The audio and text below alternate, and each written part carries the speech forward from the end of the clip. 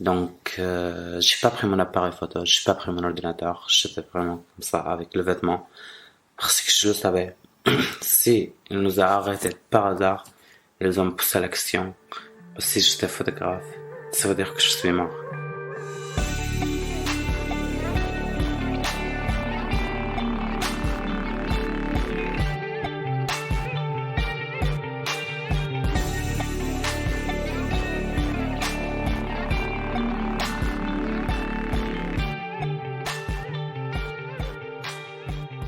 Amir El Albi est un jeune homme pétillant et plein d'énergie. Le 28 novembre, lors de la marche des libertés, il est victime de violences policières. Malgré une opération chirurgicale et un pansement au nez, lors de notre entretien, il garde le sourire et une certaine joie de vivre.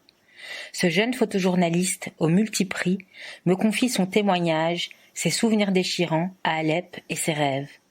Amir El Albi est une personne inspirante qui nous prouve que malgré les aléas de la vie et ses tragédies, l'espoir d'une existence insouciante vibre en lui.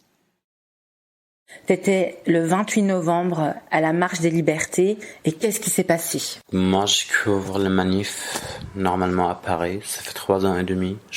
Le moment où je suis arrivé en France. Le 28 novembre, c'est que se passait que je suis arrivé à la manif à 14h comme tout le monde à la République. Et le moment où on est arrivé à Bastille, la violence a commencé entre le Black Bloc et les policiers. Donc moi, comme je suis photojournaliste, je couvre ce qui se passe sur le terrain. J'étais entre les deux. D'accord. Et je fais des photos à gauche et à droite, les manifestants et les policiers. Il y a un moment où le policier qui ont couru derrière les manifestants. Et c'est là où j'ai reçu un coup de matraque sur le visage. Donc, j'ai pas trop senti le moment comme le mal était trop, mais j'étais par terre et les gens qui passent sur moi. J'avais peur. Mais ça, je veux dire, ce coup que tu as eu, je veux dire, il est arrivé comment? Tu te rappelles? Est-ce qu'il y a eu un mouvement et comment ça, qu'est-ce qui s'est passé? Je me souviens pas vraiment le moment, comme j'ai vécu plein de choses après, donc c'est pas vraiment dans l'image comment je l'ai reçu ou comment je le sentais, mais je me souviens que j'étais par terre le moment après. Je sais que il y a quelque chose qui m'arrivait, mais je le savais pas qui va casser mon nez ou qui va être normal que je vais continuer à faire des photos. À mon avis, je pensais que je vais continuer à faire des photos dans la manif. Je savais pas que c'était quelque chose de grand. De grave. Bah ouais, exactement. Donc il y a des gens qui ont passé sur moi. Après, voilà, je suis arrivé à la fin de la rue. J'ai eu envie de regarder mon appareil photo comme j'avais tellement peur que je le perde ou peut-être qui a été cassé comme tout le monde qui passe. Moi, j'étais par terre. Mais c'était difficile de voir. Je ne savais pas pourquoi aussi. Donc, le moment où j'ouvre mes yeux et je vois le sang qui était partout sur les appareils photo. Oui, là, t'as vu que c'était... Sur le vêtement. Donc, à ce moment-là, je réalisais que j'ai reçu vraiment quelque chose de grave. J'ai posé beaucoup de questions quand j'étais blessé par terre. Quand je me trouve avec le sang. Mais c'était vraiment la question que je pose à mon ami. Donc, je dis, pourquoi ça fait mal de faire des photos? Et on savait que c'est la violence. Peut-être, on entend toujours de la violence contre les femmes. Mais on ne le comprend jamais, peut-être. Seulement, on écoute tout ça. Mais à ce moment-là, je repensais à une autre fois et j'ai compris que la violence, il y a quelqu'un qui va te faire mal, qui va partir, c'est toi qui vas vivre avec le mal. Donc, c'est dur personnellement d'être par terre avec le sang. Tu peux plus faire de photos et tu vois la vie qui va continuer, les manifestants qui ont continué la manif, voilà, tout va bien et toi tu es là, tu es avec le mal. Et tu fais partie de l'actualité. En fait, je pense que le mal que j'ai reçu, c'était pas seulement le moment où j'ai reçu le coup du matraque, mais c'était vraiment avec le temps que j'ai reçu pas mal de choses après, ça m'a fait choquer, que j'étais à l'hôpital. Il y a pas mal de choses sur le visage. Je sais pas comment on dit le truc pour quand t'as mal quelque part. Et Des bleus, des ecchymoses. Des ecchymoses, exactement. Donc voilà, il y avait beaucoup sur le visage. Mais moi, j'étais dans la chambre de l'attente. Et à un moment, je pensais que je vais aux toilettes. Et là-bas, j'ai vu un miroir. Ah oui. C'était la première fois que j'ai vu moi-même avec tout ce que j'ai sur le visage. Et je pensais que ici, ça me fait quelque chose de voir moi-même comme ça. Je pensais que je vais mourir.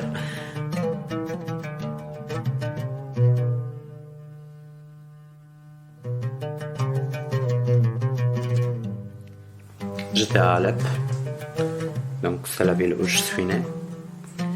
Voilà, quand la guerre a commencé là-bas, j'ai commencé à faire des photos. T'avais quel âge à ce moment-là? 17 ans. Je sentais ma passion avec la photographie. J'ai commencé presque tout seul. Je m'améliorais tout seul. Et avec le temps, j'ai réussi à travailler avec quelques agences internationales afin que je travaillais pour l'AFP jusqu'à le moment où je trouve ma ville qui a été dans le siège, qui a été le plus dur pour moi ou pour tous les gens qui étaient là-bas. Donc j'ai découvert le siège et le moment où le siège a été terminé. Je me trouve sans la maison, sans la ville où je suis né. Il faut être dehors. C'était une obligation. Pas pour moi, mais pour tout le monde qui habite là-bas. À ce moment-là, je ne savais pas s'il faut partir dans le Syrie ou s'il faut rester dans une autre ville et continuer à le photographier. Mais c'était dur quand j'étais dans le bus avec plein de gens qu'il faut partir maintenant. Et il faut creuser 3 kilomètres pour être dans le siège. Les 3 kilomètres, il y avait le gouvernement syrien, le gouvernement russe, les Iraniens. Donc, j'ai pas pris mon appareil photo, j'ai pas pris mon ordinateur. J'étais vraiment comme ça avec le vêtement. Parce que je le savais. Si ils nous ont arrêtés par hasard, ils ont poussé la question. Parce que si j'étais photographe, ça veut dire que je suis mort. Donc, j'ai rien pris pour être quelqu'un comme tout le monde. Considérer que, voilà, j'ai rien fait, mais je sais que je fais beaucoup de choses et ça, c'est dangereux de dire que je suis photographe là-bas. Et tu l'as trouvé où, l'appareil photo? C'est un journaliste qui m'a donné un petit appareil photo. Et moi, j'ai demandé une fois, c'est pas trop marché. La deuxième fois, comme j'étais très petite. Donc, voilà, la deuxième, troisième fois qu'il m'a donné un petit appareil photo. Donc, celui qui travaille dans un centre local. Il y a 4-5 personnes qui font des photos, journalistes et photographes. Et moi, j'ai eu beaucoup d'envie de découvrir ce qui se passe sur le terrain. Voilà, j'ai pris une petite appareil photo et j'ai commencé à faire des photos. Un moment plus tard, j'ai commencé à regarder le travail d'autres photographes et d'autres l'histoire. Je m'améliorais par l'internet. En fait, je fais des photos tous les jours. Chaque jour, il y a quelque chose qui passe là-bas. Donc, je fais des photos toujours. Quand je rentre chez moi, je regarde le lendemain. Je peux voir la différence entre ce jour-là et le jour après.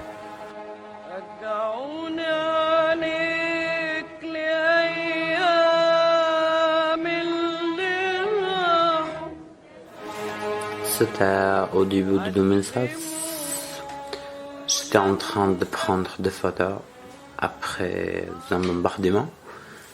Voilà, il y avait mon père qui était là-bas, qui travaillait avec le casque blanc. C'est une équipe de sauver les gens après chaque fois qu'il y a le bombardement.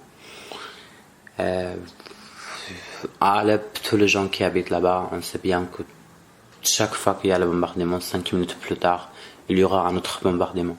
Donc c'est tellement dangereux, c'est tellement dur de faire des photos, de sauver les gens. Donc en fait, le gouvernement qui fait ça pour tuer plus de gens, le plus possible.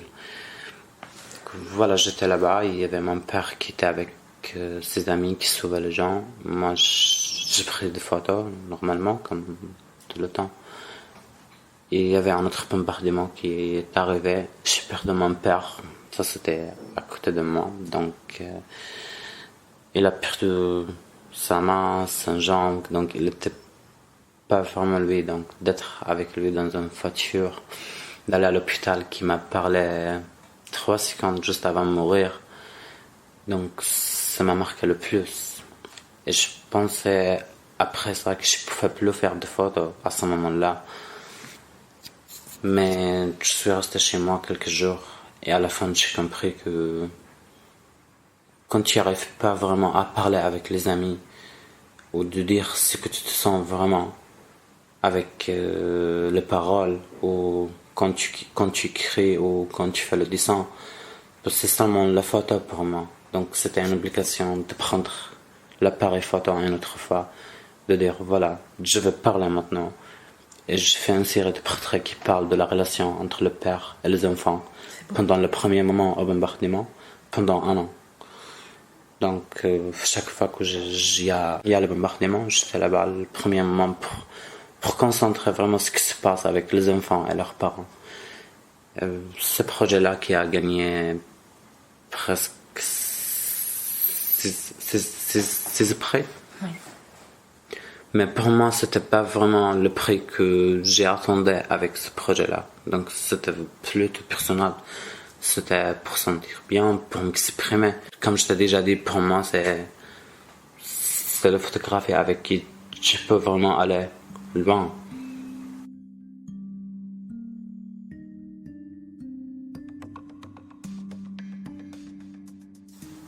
Comme on a déjà vécu le truc en série qui était tellement horrible, de venir en France, de voir le manif ici. Je pense que ça m'a donné l'expérience, ça m'a donné tout. Mais quand on dit qu'on n'a pas peur, ça veut dire que on s'est habitué. On s'est vraiment habitué, ça fait longtemps qu'on fait le même genre de photographie et voilà, il y a un moment où tu sens plus le peur. Et je pense que aussi longtemps qu'on a déjà perdu tout, t'as rien peur à perdre quelque chose en plus ou t'as rien à perdre. En fait, on peut jamais faire une comparaison entre la France et la Syrie parce que la Syrie c'est le pays qui est le plus horrible que j'ai jamais vu dans ma vie. Même la violence entre la Syrie et la France, il n'y a pas de photos. Là-bas, si tu prends des photos, ça veut dire qu'il y a la possibilité de mourir. Et moi, je le savais, je le fais. Et j'étais en train de mourir 100 fois. Et je suis toujours là. Mais je ne peux jamais faire la comparaison entre la France et la Syrie. Mais en même temps, j'ai jamais pensé qu'il y aura la violence en Europe quand j'étais en Syrie. J'essaie toujours de me concentrer sur les photos. Comment je peux avoir les images qui sont bien. Que je peux me mettre le bon endroit. Quand je fais des photos, voilà, je me concentre vraiment sur les appareils photo, sur mon travail. Quand je suis avec mon appareil photo, ça me donne le farce. J'ai eu l'impression que je suis le plus fort, que je fais vraiment la photo qui parle de tout. En fait, c'est plus qu'un métier. La photographie, c'est quelque chose avec qui je m'exprime, avec qui tu peux traduire mes sentiments, avec qui je peux vivre bien. Pour moi, la photo, c'est quelque chose d'important dans ma vie. Et si je le ferais pas, je serais pas en vivant aujourd'hui. Peut-être ce qui a été ma psychologue pendant longtemps, jusqu'à aujourd'hui. Je me sens pas bien. C'est l'appareil photo qui me fait tellement de bien, qui a été ma copine pendant longtemps et qui va rester toute la vie, quoi.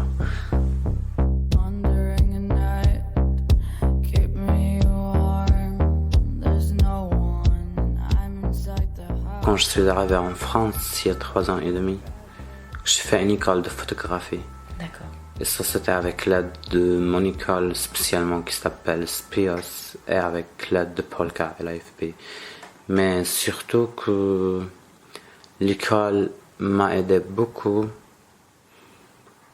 techniquement. Comme moi, je faisais la photographie, c'était seulement la guerre, c'était seulement la presse pendant un moment. Et j'ai pas trop compris qu'il y a un autre genre de photographie qui s'appelle le storytelling ou le documentaire photo. Ou peut-être j'ai jamais regardé sur l'internet s'il y a vraiment une autre chose. Ça m'appelait beaucoup. Et j'ai commencé à faire du storytelling, documentaire photo. Voilà, j'ai fini l'école il y a 1 an et j'ai commencé mon documentaire photo qui dure 6 mois jusqu'à 1 an. Et l'exposition, ce sera en avril. 2021. Oui, en 2021. Donc voilà, après tout qu'on a parlé de la guerre, le manif à Paris, l'école, mais je me trouve maintenant avec le documentaire, le cinéma et avec le presse. Je pense que pour moi, comme on a dit, la photographie, c'est pas vraiment le photojournaliste ou le presse ou le documentaire ou le cinéma. La photo, c'est une photo. Donc moi, je me trouve que je suis photographe.